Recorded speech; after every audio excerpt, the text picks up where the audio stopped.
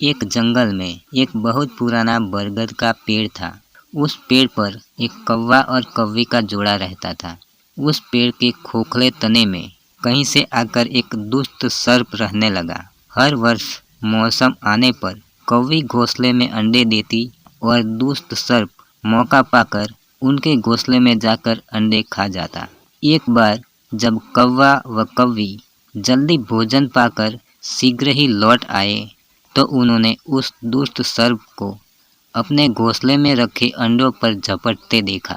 अंडे खाकर सर्प चला गया। कौवे ने कौवी को ढाढ़स बंधाया कि प्रिय, हिम्मत रखो, अब हमें शत्रु का पता चल गया है, कुछ उपाय भी सोच ही लेंगे।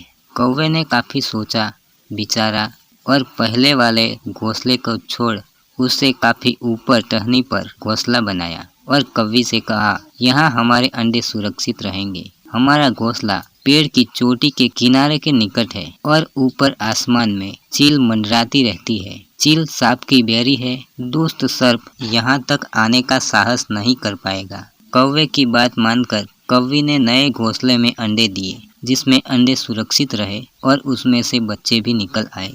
उधर सर्प उनका घोंसला खाली देखकर ये समझा कि उसके डर से कौवा और कौवी शायद वहां से चले गए हैं, पर दुष्ट सर्प टोह लेता रहता था। उसने देखा कि कौवा कौवी उसी पेड़ से उड़ते हैं और लौटते भी वहीं हैं। उसे ये समझते देर नहीं लगी कि उन्होंने नया घोंसला उसी पेड़ पर बना रखा है। एक दिन सर्प खोह से निकला और उसने कौवे का नया घोंसला खोज लिया। घोंसले में कौवा दंपति के 3 नवजात शिशु थे। दुष्ट सर्प उन्हें एक एक करके चुपचाप निगल गया और अपने खोह में लौटकर डकारे लेने लगा। कौवा व कौवी लौटे तो घोंसला खाली पाकर सन्न रह गए। घोंसले में हुई टूट-फूट व नन्हे कौवों के कोमल पंख बिखरे देखकर वह सारा माजरा समझ गए। कौवी की छाती तो दुख से फटने लगी। कौवी बिलख उठी और कहने लगी कि तो क्या हर वर्ष मेरे बच्चे सांप का भोजन बनते रहेंगे? कौवा बोला,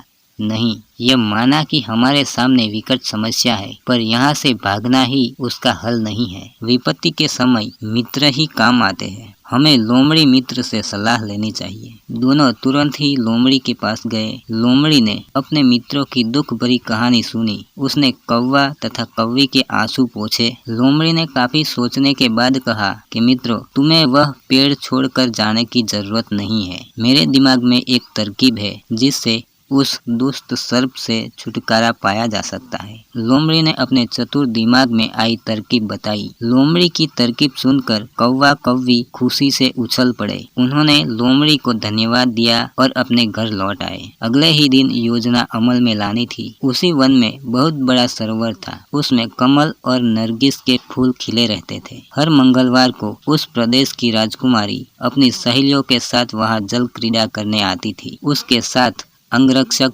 तथा सैनिक भी आते थे। इस बार राजकुमारी आई और सरोवर में स्नान करने जल में उतरी तो योजना के अनुसार कौवा उड़ता हुआ वहां आया। उसने सरोवर तट पर राजकुमारी तथा उसकी सहेलियों द्वारा उतार कर रखे गए कपड़ों व आभूषणों पर नजर डाली। कपड़े के ऊपर राजकुमारी का प्रिय हीरे व मोतियों का विलक्षण हार रखा था। कौवी ने राजकुमारी तथा सहेलियों का ध्यान अपनी ओर आकर्षित करने के लिए काव काव का शोर मचाया। जब सबकी नजर उसकी ओर घूमी तो कौवा राजकुमारी का हार चांच में दबाकर ऊपर उड़ गया। सभी सहेलियां चीखी, देखो देखो, वो कौवा राजकुमारी का हार उठाकर ले जा रहा है। सैनिकों ने ऊपर देखा तो सचमुच एक कौवा हार को लेकर धीरे धीरे उड़ा जा रहा था। सैनिक उसी दिशा में दौड़ने लगे। कौवा सैनिकों को अपने पीछे लगाकर धीरे धीरे उड़ता हुआ उसी पेड़ की ओर ले आया। जब सैनिक कुछ ही दूर रह गए तो